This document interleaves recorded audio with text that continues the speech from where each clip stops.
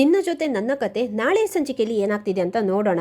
ಸಂಚಿಕೆ ಶುರುವಿನಲ್ಲಿ ಇಲ್ಲಿ ಹಾಗೆ ಸ್ಟೇಷನ್ ಒಳಗಡೆನೆ ಕೂತ್ಕೊಂಡು ಸತ್ಯನ ಕಾಯ್ತಾ ಇರಬೇಕಾದ್ರೆ ಅಜಿತ್ ಅಲ್ಲಿಗೆ ಬಂದ್ಬಿಡ್ತಾನೆ. ಬಾರಪ್ಪ ಅಜಿತಾ, ಬಂದ್ಯಾ, ಗುಡ್ ಮಾರ್ನಿಂಗ್ ಅಂತ ಸತ್ಯನ ಹೇಳ್ಬಿಡ್ತಾರೆ. ಹಾಂ ಸತ್ಯನ, ಗುಡ್ ಮಾರ್ನಿಂಗ್ ಅಂತ ಅಜಿತ್ ಕೂಡ ಹೇಳ್ಬಿಡ್ತಾರೆ. ಹೇಗಿದ್ದಾಳೆ ನನ್ನ ತಂಗಿ, ಇನ್ನೂ ಕೂಡ ಗುರ್ರ ಅಂತ ಇದ್ದಾಳ, ನನಗಂತೂ ಅವಳ ಹತ್ರ ಹೋಗ್ಬಿಟ್ಟು ಮಾತಾಡೋಕ್ಕೇ ತುಂಬಾ ಭಯ ಆಗ್ತಿದೆ ಅಂತ ಸತ್ಯನ ಹೇಳ್ತಿರ್ಬೇಕಾದ್ರೆ, ಮಾಡಿದ್ದೆಲ್ಲ ನೀವು ತಾನೇ, ಹಾಗಾಗಿ ನೀವಿವಾಗ ಅದನ್ನು ಅನುಭವಿಸಲೇಬೇಕು, ಅದನ್ನು ಬಿಟ್ಟು ನಿಮಗೆ ಬೇರೆ ದಾರಿನೇ ಇಲ್ಲ ಅಂತ ಅಜಿತ್ ಅವರು ಹೇಳ್ಬಿಡ್ತಾರೆ. ಅದು ಸರಿ ಅಜಿತಾ, ಮುಖ ಯಾಕಪ್ಪ ಈ ಥರ ಇಟ್ಕೊಂಡಿದ್ಯಾ, ಹೇಳು, ಮತ್ತೆ ಏನಾದ್ರೂ ಸಮಸ್ಯೆ ಆಯ್ತಾ ಮನೆಯಲ್ಲಿ ಅಂತ ಸತ್ಯಣ್ಣ ಕೇಳ್ತಿರ್ಬೇಕಾದ್ರೆ, ಇಲ್ಲ ಸತ್ಯಣ್ಣ ಅಂಥದ್ದೇನೂ ಇಲ್ಲ ಅಂತ ಅಜಿತ್ ಅವರು ಹೇಳ್ಬಿಡ್ತಾರೆ. ಇಲ್ಲ, ನಿನ್ನ ಮುಖ ನೋಡಿದರೆ ಏನೋ ಆಗಿದೆ ಅಂತಾನೆ ಅನ್ನಿಸ್ತಾ ಇದೆ. ಸರಿ ಆಯ್ತಪ್ಪ, ನಿನ್ಗಿವಾಗ ನನ್ನ ಹತ್ರ ಹೇಳ್ಕೊಳ್ಳೋಕ್ಕೆ ಇಷ್ಟ ಇಲ್ಲ ಅಂತಂದರೆ ನಾನೇನು ನಿನಗೆ ಒತ್ತಾಯ ಮಾಡಲ್ಲ ಅಂತ ಸತ್ಯಣ್ಣ ಹೇಳ್ಬಿಡ್ತಾರೆ. ಅಂದಾಗೆ ಸತ್ಯಣ್ಣ, ಇನ್ನೂ ಒಂದು ವಿಷಯ, ಇಂಪಾರ್ಟೆಂಟ್ ವಿಷಯ, ಅದೇ ಮನಸ್ವಿನಿ ಚಿಕ್ಕ ಫೋಟೋನ ಅಲ್ಲಿ ದೊಡ್ಡದು ಮಾಡಿ ಹೇಗಿರುತ್ತೆ ಅಂತ ನೋಡ್ಕೋಬೇಕು ಅಂತ ನಾವು ಅದನ್ನು ಕಾಯ್ತಾ ಇದ್ದೀವಲ್ವಾ. ಸೊ ಮತ್ತೆ ನಾನು ಅವರಿಗೇ ಫೋನ್ ಮಾಡಿ ಆದಷ್ಟು ಬೇಗನೆ ಅದನ್ನು ನನಗೆ ಕಳಿಸೋ ವ್ಯವಸ್ಥೆನ ಮಾಡಿ ಅಂತ ಹೇಳಿದ್ದೀನಿ, ಅವರನ್ನು ಕೂಡ ಕಳಿಸ್ತೀನಿ ಅಂತ ಹೇಳಿದ್ದಾರೆ. ಅಂದಾಗೆ ನಾವು ಮುಖ್ಯವಾಗಿ ಇನ್ನೂ ಒಂದು ಕೆಲಸ ಮಾಡಬೇಕು, ಹೇಗಾದ್ರೂ ಮಾಡಿ ಶಾರದಾತೆನ ಹುಡ್ಕೋ ವ್ಯವಸ್ಥೆನ ನಾವು ಮಾಡಬೇಕು ಅಂತ ಅಜಿತ್ ಅವರು ಹೇಳ್ತಾ ಇರಬೇಕಾದ್ರೆ, ಅಲ್ಲಪ್ಪ ಅಜಿತಾ, ನೋಡು, ನಿನ್ನ ಕಾಳಜಿ ನನಗೆ ಅರ್ಥ ಆಗುತ್ತೆ, ಆದರೆ ಹುಡ್ಕೋದು ಹೇಗೆ ಅದೇ ನನಗೆ ಇವಾಗ ಅರ್ಥನೇ ಆಗ್ತಾ ಇಲ್ಲ ಅಂತ ಸತ್ಯಣ್ಣ ಹೇಳ್ತಾ ಇರಬೇಕಾದ್ರೆ, ನನಗದಂತೂ ಗೊತ್ತಿಲ್ಲ ಸತ್ಯಣ್ಣ, ಹೇಗಾದ್ರೂ ಮಾಡಿ ಶತಾಯ ಗತಾಯ ಶಾರದತೆನ ನಾವು ಹುಡುಕ್ಲೇಬೇಕು. ಮಾವ ಆ ಥರ ಅವರಿಲ್ಲೇ ಸಂಕಟ ಪಡೋದನ್ನು ನನ್ನ ಕೈಯಲ್ಲಂತೂ ನೋಡೋಕ್ಕಾಗೋದೇ ಇಲ್ಲ, ಏನಾದರೂ ಮಾಡಲೇಬೇಕು ನಾವು ಅಂತ ಅಜಿತ್ ಅವರು ಹೇಳ್ತಾರೆ. ಸರಿನಪ್ಪ, ನಿನ್ನ ತಲೆಯಲ್ಲಿ ಅದ್ರ ಬಗ್ಗೆ ಏನಾದ್ರೂ ಪ್ಲ್ಯಾನ್ ಏನಾದ್ರೂ ಇದೆಯಾ, ಅಟ್ಲೀಸ್ಟ್ ಅದನ್ನಾದರೂ ಹೇಳು ಅಂತ ಸತ್ಯಣ್ಣ ಹೇಳಿದ ತಕ್ಷಣ, ಸದ್ಯಕ್ಕಂತೂ ಶಾರದತೆ ಫೋಟೋ ಇದೆಯಲ್ವಾ, ಇವಾಗ ಆ ಫೋಟೋನ ಇಟ್ಕೊಂಡು ಒಂದಿಷ್ಟು ಜನ ಹುಡುಗರನ್ನ ಅದಕ್ಕೆ ಅಂತ ಕೆಲಸಕ್ಕೆ ಬಳಸ್ಕೊಂಡು ಆ ಫೋಟೋನ ಹಿಡ್ಕೊಂಡು ಹುಡುಕೋ ಕೆಲಸನ ಪ್ರಾರಂಭ ಮಾಡಬೇಕು ಅಂತ ಅಂದ್ಕೊಂಡಿದ್ದೀನಿ. ನೋಡೋಣ ಇದು ವರ್ಕೌಟ್ ಆಗುತ್ತೆ ಅಂತ ನೋಡಬೇಕು ಅಂತ ಅಜಿತ್ ಅವರು ಹೇಳ್ತಾರೆ. ಸರಿ ಅಜಿತಾ, ನೀನು ಏನು ಮಾಡ್ತೀಯ ಅಂತ ಹೇಳು, ಅದಕ್ಕೆ ನನ್ನ ಕಡೆಯಿಂದ ಏನು ಸಪೋರ್ಟ್ ಬೇಕೋ ಅದನ್ನೆಲ್ಲ ನಾನು ಮಾಡ್ತೀನಿ. ಅಂದಾಗೆ ನನ್ನ ತಂಗಿನ ಇವಾಗ ಹೇಗಾದ್ರೂ ಮಾಡಿ ಅವಳ ಮನಸ್ಸನ್ನ ತಿಳಿ ಮಾಡ್ಬೇಕಲ್ವಾ, ಇರು ಹೋಗ್ಬಿಟ್ಟು ಅವಳ ಹತ್ರ ಸ್ವಲ್ಪ ಮಾತಾಡ್ಕೊಂಡು ಬರ್ತೀನಿ ಅಂತ ಸತ್ಯಣ್ಣ ಹೊರಗಡೆ ಬರ್ತಾರೆ. ಬಂದ್ರಾ, ಬನ್ನಿ ಬನ್ನಿ, ನನಗೆ ನಿಮ್ಮ ಮೇಲೆ ತುಂಬಾ ಕೋಪ ಬಂದಿದೆ ಸತ್ಯಣ್ಣ, ಹೇಳಿ ಯಾಕೆ ಈ ಥರ ಮಾಡಿದ್ರಿ ಅಂತ ಭೂಮಿ ಕೇಳ್ತಾ ಇರಬೇಕಾದ್ರೆ, ದಯವಿಟ್ಟು ನನ್ನ ಕ್ಷಮಿಸ್ಬಿಡಮ್ಮ, ನೋಡು ಯಾಕೆ ನಾನು ಆ ಥರ ಮಾಡಿದೆ ಅಂತ ನಿನಗಂತೂ ಅದನ್ನು ನಾನು ಇವಾಗ ಬಿಡಿಸಿ ಹೇಳೋ ಪರಿಸ್ಥಿತಿಯಲ್ಲಿ ಇಲ್ಲ, ಆದರೆ ನಾನು ಮಾಡಿರೋದು ಮಾತ್ರ ಒಳ್ಳೇದಕ್ಕೆ ಅಂತ ಮುಂದೊಂದು ದಿನ ಇದು ನಿನಗೇನೆ ಗೊತ್ತಾಗುತ್ತೆ ಅಂತ ಸತ್ಯಣ್ಣ ಹೇಳ್ಬಿಡ್ತಾರೆ. ನೋಡಿ ಸತ್ಯಣ್ಣ, ಒಳ್ಳೇದಾಗುತ್ತೋ ಕೆಟ್ಟದಾಗುತ್ತೋ ಆದರೆ ನನಗಂತೂ ಗೊತ್ತಿಲ್ಲ, ಆದರೆ ನೀವು ಮಾಡಿರುವ ಕೆಲಸದಿಂದ ನನಗಂತೂ ತುಂಬಾ ಬೇಜಾರಾಗಿದೆ. ಅದು ಸರಿ ಸತ್ಯಣ್ಣ, ಅದನ್ನೆಲ್ಲ ಬಿಟ್ಟಾಕಿ, ನಾನು ನಿಮ್ಮ ಹತ್ರ ಒಂದು ವಿಷಯನ ಕೇಳಬೇಕು ಅಂತ ಅನ್ಕೊಂಡಿದ್ದೀನಿ ಅಂತ ಭೂಮಿ ಹೇಳ್ತಾಳೆ. ಹೇಳಮ್ಮ, ಅದೇನಂತ ಹೇಳು ಅಂತ ಸತ್ಯಣ್ಣ ಕೇಳ್ಬಿಡ್ತಾರೆ. ಏನಿಲ್ಲ, ಇವತ್ತು ಸಾಹೇಬ್ರದ್ದು ಬರ್ತ್ಡೇ ತಾನೇ.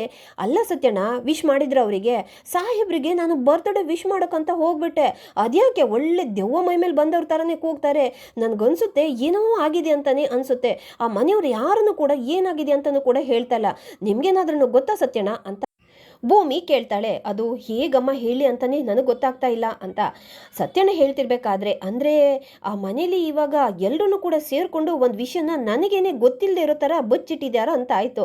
ನನಗೇನೆ ಹೇಳೋಕ್ಕಾಗದೇ ಇರುವ ಅಂಥ ವಿಷಯ ಏನಾಗಿದೆ ಸತ್ಯಣ್ಣ, ದಯವಿಟ್ಟು ತಪ್ಪು ತಿಳ್ಕೊಳ್ಳೋಕ್ಕೇ ಹೋಗಬೇಡಿ. ಆವತ್ತೇನಾದ್ರೂ ಸಾಹೇಬ್ರು ಬರ್ತ್ಡೇ ದಿನಾನೇ ಸಾಹಿತ್ಯವರು ದೂರ ಆಗಿರೋದಾ ಅಂತ ಭೂಮಿ ಕೇಳ್ಬಿಡ್ತಾಳೆ. ಅಯ್ಯೋ ಇಲ್ಲಮ್ಮ, ನೋಡು, ಸಾಹಿತ್ಯ ದೂರ ಆಗಿರೋದಲ್ಲ, ಅಜಿತ್ ಜೀವನದಲ್ಲಿ ಒಂದು ಮುಖ್ಯವಾಗಿರುವ ವ್ಯಕ್ತಿನೇ ಅವತ್ತು ದೂರ ಆಗಿರೋದು. ಹಾಗಾಗಿ ಅಜಿತ ಮಾತ್ರ ಆ ದಿನನ ಯಾವುದೇ ಕಾರಣಕ್ಕೂ ಅವನು ಸೆಲೆಬ್ರೇಟ್ ಮಾಡ್ಕೊಳ್ಳೋಕ್ಕೆ ಆ ದಿನದಿಂದ ಇಷ್ಟನೇ ಪಟ್ಟಿಲ್ಲ.